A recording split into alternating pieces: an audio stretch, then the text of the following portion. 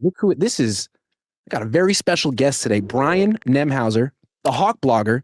He has me on his show all the time. Seahawks fans like the way I talk about their team. Well, this team. I'm a big fan of the Seahawks. Brian, it's so good to have you here. How are you? How you doing, brother? It's good to be here, man. I think you're not liked because of the way you talk about the Seahawks, because you talk a lot of crap about the Seahawks too. I think you're just liked because you're the only one willing to kind of speak truth to power down there in the Bay, man. Well, thank you very much. I'm trying. Well, all hell just broke loose. We were getting ready for a normal week 1 game, and then Christian McCaffrey just popped up on the injury report, and they didn't say anything about it. We don't know really what to expect. So that's the backdrop of this game. I'm going to ask you some questions about the Seahawks because genuinely Niner fans don't know anything about this team. Nothing. Yeah. They're not alone. They're not alone. No. It's tucked up in the Pacific Northwest, and a lot of people don't know about it. I mean, this is a team that won 10 games last year with a first-year head coach, and now they're pretty much the most popular pick to finish last in the NFC West. And I'm not sure exactly why. So let's just go through it systematically. This defense, it's good, right? The Niners defense is a work in progress, and it might be good in November, but how good is the Seahawks defense right now? Well, beginning of last year, it was the number 1 defense through 3 weeks of the NFL season, but they were playing all backup quarterbacks, and that came crashing down. Jared Goff went without throwing an incompletion on Monday Night Football against the Seahawks last year, completely dominated them. And they went on a stretch. They lost to Daniel Jones. They absolutely cratered during the middle of the year. And Mike McDonald changed out personnel. Ernest Jones was traded for, but both their starting linebackers gone.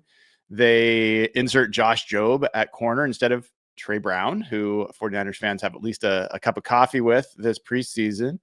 And then insert Kobe Bryant at safety instead of Rayshon Jenkins, along with some other moves, Ray Robertson Harris and stuff. And all of a sudden, from week 10 on, the Seahawks were a top 5 defense the rest of the year. And the interesting thing there is they even had some poor games in the middle. Like the Green Bay Packers came in and kicked them in the teeth in the first half of that game. But even with that, the Seahawks were a top 5 defense and finished top 10 for the full season, even though they had some really low lows. So coming into year 2, it feels like it's following the script Mike McDonald's followed before, which was Baltimore, first 8 games, not good. They get Roquan Smith.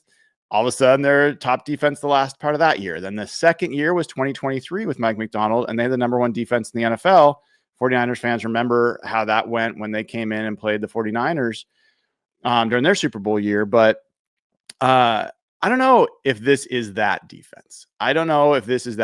Because I think I heard you before, who are the blue chippers on this team? Leonard Williams is one that I think, led all defensive interior linemen in sacks and tackles for loss last year. Should have been an all-pro, but I think it's fair to ask that question. I don't know if anyone else has. Devin Witherspoon has been to Pro Bowls, well-respected. But who are the dudes that are the Fred Warner, Nick Bosa level guys that every single week someone's like, oh man, how are we going to deal with that guy? Seahawks they have a lot of young guys, but they've got to prove they got more than one of those. If you had to pinpoint the defense's biggest strength, what would it be? Yeah, I'd start with the defensive line.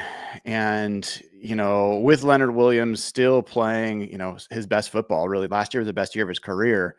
Byron Murphy was a guy that they drafted 16th overall. And a lot of people are like, man, he had half a sack. He didn't really put up big numbers.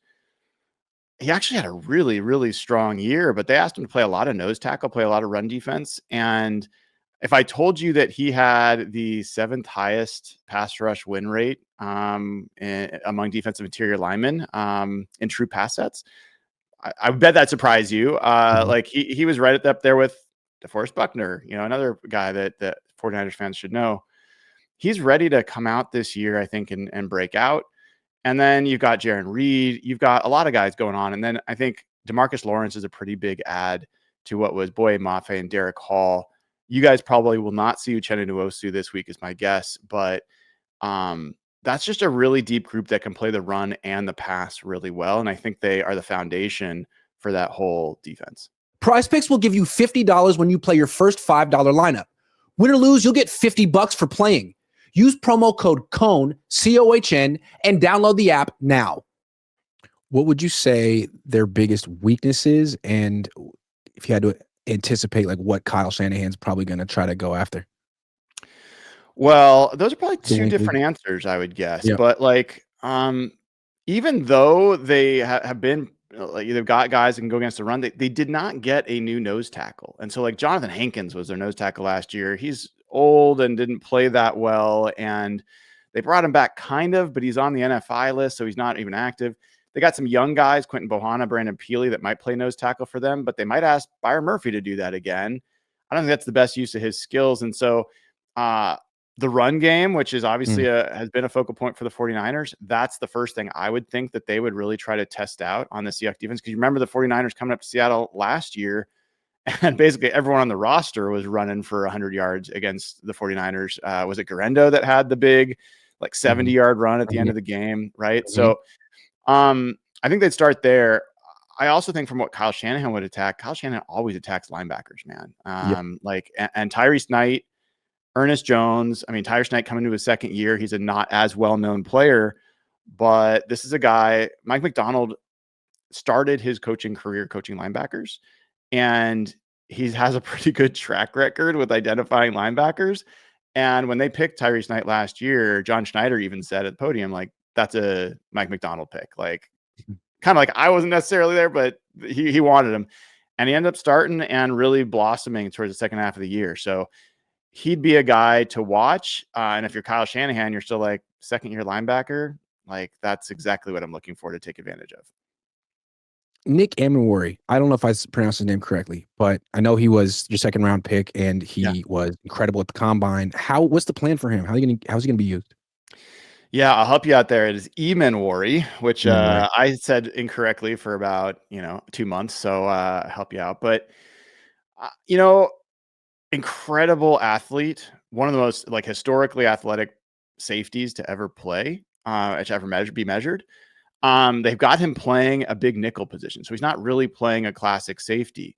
What they're doing with him is they're putting him in a kind of a Kyle Hamilton-esque role to be a big, long, tall nickel. Moves Devin Witherspoon outside. So people are like, oh, Josh Jobe, let's throw at the third corner.